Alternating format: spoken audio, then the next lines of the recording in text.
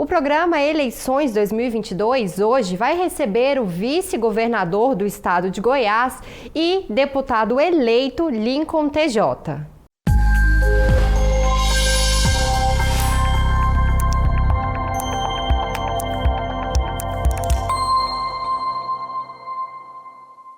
Lincoln, seja muito bem-vindo ao novo estúdio da Alego. Muito obrigada por ter aceito o nosso convite para estar aqui hoje. Eu que agradeço, Mona Lisa. É um prazer estar de volta na Assembleia, nessa casa nova, nesse estúdio novo, e ver como a Assembleia está avançando. Isso é fundamental no processo de construir uma democracia mais forte. Eu acredito que o Poder Legislativo ele é, de longe, o poder mais próximo da população.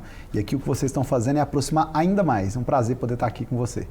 Bom, você foi eleito com mais de 41 mil votos para o seu terceiro mandato como deputado estadual. E quais são as principais pautas que você pretende defender aqui na casa nesse terceiro mandato? Mona Lisa, eu julgo que esse trabalho de pauta ele é um trabalho para aquelas pessoas que ainda não tiveram dentro do Poder Legislativo, né? Apesar de que o Poder Legislativo ele é um poder que trabalha com representatividade, a minha experiência, ter sido 2 mandatos já deputado estadual, de 2010 a 2018, fui vice-presidente dessa casa, fui vice-presidente da União Nacional dos Deputados Estaduais, é que o deputado estadual, na verdade, ele precisa é trazer junto, em parceria, porque os poderes eles trabalham em colaboração, é trazer solução mais do que pautas, porque nem sempre você consegue construir algo especificamente numa pauta que você levanta, até porque o processo de construção aqui nessa casa ele é um processo de consenso, não é um deputado que faz verão sozinho. Como tem aquele ditado que andorinha sozinha não faz verão. Não, você precisa de apoio, você precisa construir, você tem que chegar no meio do caminho. Então hoje a minha pauta dentro da Assembleia, a principal dela é fortalecer o Poder Legislativo e mostrar para a população, através das minhas ações como deputado, aí elas vão na área da saúde, elas vão na área da educação, elas vão na área da infraestrutura, elas vão na área da fiscalização, porque não é só gastar, é gastar bem, é gastar correto, é gastar de forma inteligente. Então eu não quero limitar a minha atuação. Se você me perguntar, no passado eu atuei muito forte na área da saúde, eu pretendo continuar atuando na área da saúde, eu atuei muito forte na defesa do meio ambiente, da defesa inteligente, não da defesa cega, onde as pessoas criminalizam quem produz, não dessa forma, né? E eu quero, obviamente, avançar nas pautas que precisam. Existem degraus que são passos, melhor dizendo. Eu sempre dou uma confundida. Passos que precisam ser dados e que eles são passos que qualquer legislador ele vai dar.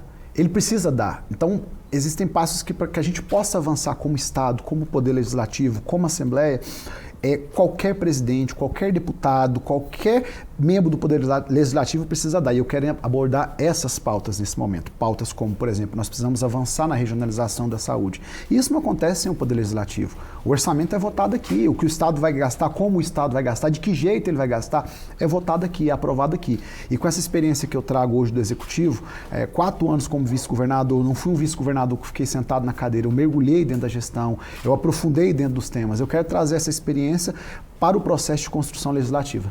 Você acredita que a sua experiência na vice-governadoria vai mudar, então, muito seu mandato aqui? Com certeza, porque eu brinco que no começo, quando você assume, é tudo muito novidade, você assume, a gente vê dentro do processo eleitoral, a pessoa, ela acaba sendo escolhida para deputado porque representa uma entidade religiosa, um segmento organizado, só que quando ele entra aqui, ele não pode representar mais só o segmento. Por exemplo, uma pessoa que é eleita, por exemplo, por um segmento evangélico, ele se torna deputado de todos os segmentos. Ele é deputado do católico, do espírita, do umbanda, do kardecista, do evangélico, do budista. Dos 7 milhões de goianos, né? Dos 7 milhões e 200 mil. Então a gente tem que entrar para cá com essa bandeira, com esse propósito, de trabalhar para todos, e é o que eu quero fazer. Bom, na vice-governadoria você se destacou bastante, ficou à frente de vários projetos. Qual foi o maior progresso que você acredita que conseguiu na vice-governadoria nesses quase 4 anos de mandato? Quando eu assumi a vice-governadoria, eu recebi do governador, no meio do ano de 2019, no meio do meu primeiro mandato, a coordenação do maior programa de resultado que o Estado já teve até hoje. O governador criou, na verdade, o programa Goiás de Resultados. E o que era esse programa? Nós fomos eleitos, numa eleição histórica em Goiás, 61% dos votos válidos, isso nunca tinha acontecido, uma eleição no primeiro turno. E isso vem acompanhado de expectativa, de desejo de entrega por parte da população. Como eu disse e eu gosto de dizer, a população não votou no Caiado só porque ele fala grosso e alto. Não, votou porque queria que ele entregasse algo que Possivelmente outros governadores não entregaram. E eu não falo no sentido pejorativo, não, de revanchismo. Eu vejo que cada governador, cada membro da gestão, cada deputado, cada presidente, cada vereador, eu vejo a política como uma corrida de bastão, onde quem está nesse momento correndo, segurando o bastão, ele tem que dar o melhor para quando chegar no momento passar para o outro conseguir ir mais longe ainda na corrida. Então eu tive a oportunidade de fazer isso dentro do programa Goiás de Resultados. Nós pegamos as principais metas do plano de governo, eram em torno de 3 a 4 metas por secretaria e metas que foram escolhidas com a maior aderência da popular. O que quer dizer isso? O que o povo mais queria. O povo falava, olha, nós não suportamos mais ambulancioterapia, nós não suportamos mais ter leitos públicos de UTI somente Goiânia, Anápolis e Aparecida. Você, por exemplo, que é de Aparecida, você sabe, e as pessoas vinham, era uma coisa constante, as pessoas me ligando, pedindo vaga de UTI, porque não tinha vaga no interior, tinha que andar na ambulância 400, 500 quilômetros. E que muitas vezes não dá para esperar, né? Não dá. E aí eu parei para pensar e parei dentro do programa Goiás de Resultados para analisar o seguinte, por que outros governadores não entregaram? E não no sentido pejorativo, como eu disse, mais técnico. O que faltou foi recurso, foi o quê? Foi lei aprovada, foi apoio da população, foi apoio dos prefeitos. E nós começamos a trabalhar junto com cada secretário, que vale ressaltar que o programa Goiás de Resultados é um programa de governo, onde nós auxiliamos as secretarias a entregar o que a população gostaria, os produtos. E eu fico muito feliz de poder compartilhar com você que está me assistindo nesse momento, que nós já entregamos mais de 3.000 produtos dentro do programa Goiás de Resultados. E você pode me perguntar, vice-governador, deputado Lincoln TJ, deputado eleito, né? Que produtos são esses? Eu te falo, por exemplo, nós levamos leitos de UTI público para todas as regiões do estado. Nós conseguimos implementar um processo de ressocialização aqui para os detentos. Nós não tínhamos uma política pública mesmo estabelecida. Hoje nós temos. Já temos, de um universo de mais de 21 mil, 22 mil detentos, nós já temos mais de 4 mil trabalhando no processo de ressocialização. Na pandemia produziram máscaras, produziram jalecos, ajudam a produzir uniformes, carteiras. E nós pegamos modelos onde aqui em Goiás e em muitos outros lugares ainda no país, ainda há uma realidade estabelecida, que quando você vai construir um presídio, nenhuma cidade quer. Nós pegamos modelos no Brasil onde, nesses estados que estão funcionando, os municípios estão brigando para trazer o presídio, porque o presídio chega lá, produz carteira, pinta o meio-fio, poda a árvore, dá manutenção nos prédios, nas vias públicas, diminui o custo para o contribuinte e aumenta o resultado. E outra coisa, ele é ressocializado. Então esse é um produto. Nós reformamos todos os colégios estaduais, de todos os municípios, independente do partido. Aqueles que não estão reformados estão em reforma nesse momento, independente do partido, independente se o prefeito apoiou ou não, até porque na primeira eleição nossa, melhor dizendo, do governador Ronaldo Caiado para governador agora, em 2018, nós tivemos o apoio só de 14 prefeitos, mas nós reformamos todos os colégios de todos os municípios. Então esse é um avanço inquestionável. Né, as próximas metas de cada colégio desse vão ser outras. Você construir um laboratório, terminar de cobrir uma quadra, implementar melhorias que vão gerar resultados na educação. Então, esse é o segundo produto. E eu falei que são mais de 3.000. Então, você vê que o nosso tempo da entrevista não me permite falar tudo, mas todas as áreas nós temos entregas estruturantes que geraram mudança na vida das pessoas. Você quer ver um exemplo? A carteira motorista social. Mais de 10.000 pessoas já tiraram carteira de motorista de carro, de moto, sem precisar pagar. Né? Nós criamos o programa Mãe de Goiás, nós levamos auxílio para os alunos, nós entregamos... tudo isso eram metas do programa Goiás de Resultados, onde a gente pôde auxiliar cada secretário a fazer essas entregas. Então eu, sem sombra de dúvida, eu me sinto extremamente satisfeito em saber que eu combati o bom combate, entreguei o que a população precisava, entreguei tudo. Não, por isso que eu ainda quero ser governador. Vou chegar lá. Eu tinha essa pergunta mais pra frente, então, já respondeu agora. Não, eu acredito que, na verdade, eu aprendi dentro desse processo político, como deputado, como vice-governador, como vice-presidente, que já fui dessa casa, como vice-presidente nacional dos deputados estaduais e legisladores, que quanto mais você avança na área pública, mais, se você faz uma política calibrada, em sinergia e correta, com bastante embasamento técnico, você consegue alcançar mais pessoas ainda. Então, quanto mais você sobe, mais mudança você consegue realizar. Eu pude ver isso e vivenciar isso agora como vice-governador. E o meu intuito é, sim, eu quero ser governador desse estado ainda. Nós estamos vivendo um momento que é um momento de transição, né? A gente está vendo no Brasil inteiro mudanças de ciclos políticos e eu tenho me colocado à disposição, sim, como no futuro, para ser um candidato a governador e aquilo que a população pedia. Na verdade, essas coisas elas são definidas por um sentimento popular, não é só pelo anseio próprio. Cabe ao político o quê? Estar pronto para responder esse anseio. Eu ia te perguntar isso, né? Eu ia perguntar se você prefere aqui a Assembleia Legislativa, já puxando uma sardinha pra gente, ou se você prefere estar lá no Executivo. Não, eu prefiro estar onde a população me coloca. Eu prefiro estar onde eu tenho condições de entregar aquilo que a população precisa que eu entregue. Então, eu particularmente, eu sempre que possível, eu gosto de fazer uma consulta popular, eu consulto as minhas bases. Foi desse jeito. Quando eu me tornei vice-governador, eu iria para deputado federal, eu não estava concorrendo para vice-governador. Houve um convite, eu consultei as minhas bases e eles acharam excelente a ideia. Da mesma forma que agora, eu consultei a base e eles ficaram muito animados com o meu retorno para a Assembleia. Então, eu sempre busco pautar os meus passos em cima da vontade daquelas pessoas que me escolheram e que me elegeram. Isso é democracia também, né? Escutar a verdade. opinião de quem vai te dar os votos Com necessários, certeza. né?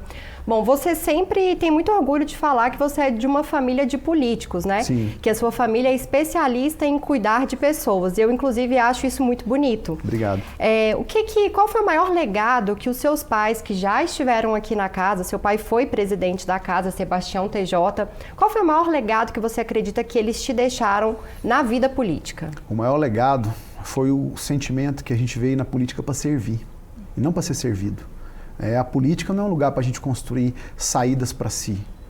Existe um porquê de você ser deputado, existe um porquê de existir vereador, existe um porquê de ter governador. E o maior legado que meu pai e minha mãe me deixaram, meu pai foi deputado por 4 mandatos, foi presidente dessa casa, o primeiro presidente na história da Assembleia, que foi 4 anos seguidos, foi o que lançou a pedra fundamental dessa nova sede, foi o que adquiriu o terreno na época, conseguiu o terreno para essa nova sede. A minha mãe foi uma grande deputada, foi numa legislatura onde a Assembleia mais teve mulheres até hoje, naquela época eram 6 mulheres eleitas, foi uma grande deputada. O legado, agora se você perguntar em legados de lei, eu uso um exemplo, por exemplo, meu pai ele foi o responsável pelo parcelamento do IPVA aqui em Goiás. Hoje todo mundo que tem um veículo que pode pagar o seu IPVA parcelado, tem. Por quê? Porque teve um deputado que preocupou com isso. E isso acabou virando exemplo para vários outros estados que ainda não tinham parcelamento. E hoje discute-se aqui na casa a possibilidade de parcelar em 10 ou até em mais vezes, que é um avanço social muito grande. Então, a minha família é uma família de legado. Em relação às legislações, tem alguma lei específica que você, voltando aqui para casa, sonha em aprovar? Eu sonho. Eu quero trabalhar, na verdade, nós precisamos também da iniciativa federal. A grande maioria das leis que geram muitas mudanças para a população, por causa desse ato jurídico que o Poder Legislativo Estadual vive Brasil afora, dificulta muito o processo. A grande maioria das leis que você quer fazer para gerar mudança, você esbarra no erro de... Você não tem a iniciativa, não é competência do deputado estadual, no vício de iniciativa. Muitos deles são por iniciativa do Poder Executivo ou são destinados a ser discutidos em Brasília e nas câmaras federais. Uma das coisas que eu tenho muita vontade, Mona Lisa, hoje...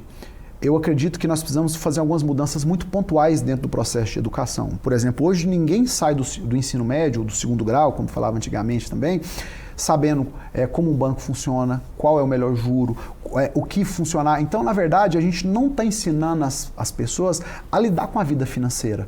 Então, um dos projetos que eu já apresentei aqui no passado, e é uma bandeira que eu pretendo também retomar, nós precisamos introduzir dentro do processo de educação a educação financeira. Porque senão nós vamos continuar produzindo pessoas que não sabem lidar com a sua vida financeira, que não sabem juntar dinheiro, que não sabem avançar na vida e, infelizmente, a gente não consegue mudar o estado dessa forma. Essa é uma das bandeiras que eu tenho, assim, uma vontade muito grande de ver as coisas acontecer. E a outra também é dentro da educação, é a gente colocar noções claras a respeito do direito. Quem conhece os seus direitos não aceita qualquer coisa. E eu acredito que a gente precisa começar a avançar. Essa é uma das bandeiras, mas nós vamos precisar de apoio federal, porque é uma mudança dentro do processo de ensino, precisa também ser aprovado no âmbito federal. Bom, eu torço muito para que sejam aprovadas, afinal de contas são leis muito importantes para todo cidadão. Obrigado. E inclua nessa pauta também educação política. Com certeza, com certeza. A gente sabe, hoje, quem não gosta de política é governado por quem gosta. Quem não discute política é governado por quem discute. Então, nós precisamos, muitas vezes as pessoas querem uma vida melhor, mas elas não sabem nem por onde começar. E começa na escolha das pessoas. Você não escolhe médico porque ele torce para o seu time. Você não escolhe um pedreiro na sua casa porque ele frequenta só a sua igreja. Você quer saber se ele dá conta. Você quer saber se ele pode entregar o que precisa ser entregue. E está na hora da gente começar a qualificar o nosso voto, a gente começar a escolher cada vez mais uma política que gera transformação e que alcança a vida das pessoas. Então eu batalho nessa área também. Lincoln, muito obrigada por ter estado aqui conosco hoje. Eu que agradeço, parabenizo mais uma vez a Assembleia, na pessoa do meu amigo, presidente Lissauer, uma pessoa que tem feito um grande trabalho, todos os deputados, os que foram eleitos, os que não foram eleitos, sem sombra de dúvida, vocês têm deixado um legado inquestionável de luta pela sociedade, na construção de dias melhores, e tenho certeza que eu estando aqui, a partir do ano que vem, continuarei essa luta, a partir do dia 1º de fevereiro, e eu tenho convicção que nós vamos entregar uma Assembleia mais forte, um Poder Legislativo ainda mais forte, porque eu vim para ser deputado para isso, para fazer a diferença e para honrar o voto e a confiança que eu recebi. O programa Eleições 2022 fica por aqui. Continue acompanhando a programação da TV Alego.